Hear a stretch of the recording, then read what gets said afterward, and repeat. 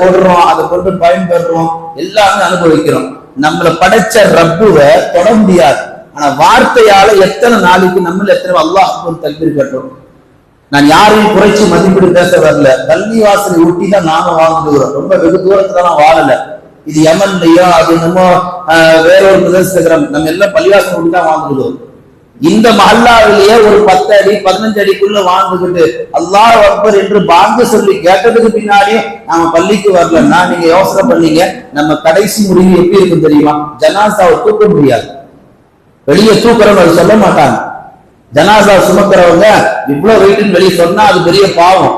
நம்ம ஜனாசா கடைசி காலத்துல நம்மள நிறைய பேர் என்ன செய்வோம், நான் யாருக்கும் தொந்தரவு கொடுக்க விரும்பல, நான் உண்டு என் வேலை உண்டு வாழலான்னு இருக்கிறேன், என்னை கொண்டு யாருக்கும் எந்த கஷ்டமும் வேணா நினைக்கிறவங்கலாம் அல்லாஹ் தொடர்ந்து வணங்கு. இல்லைன்னு சொன்னா நம்மளை தூக்கிட்டு போகும்போது 4 பேர் கஷ்டப்படுவாங்க.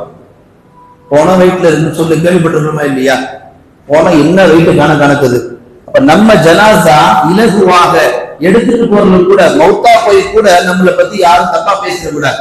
இந்த மையத்தை தூக்குனம்பா, தூக்குனதே தெரியல, 1 கிலோமீட்டர் தூரம் அழகா எடுத்துட்டு போயிட்டோம்.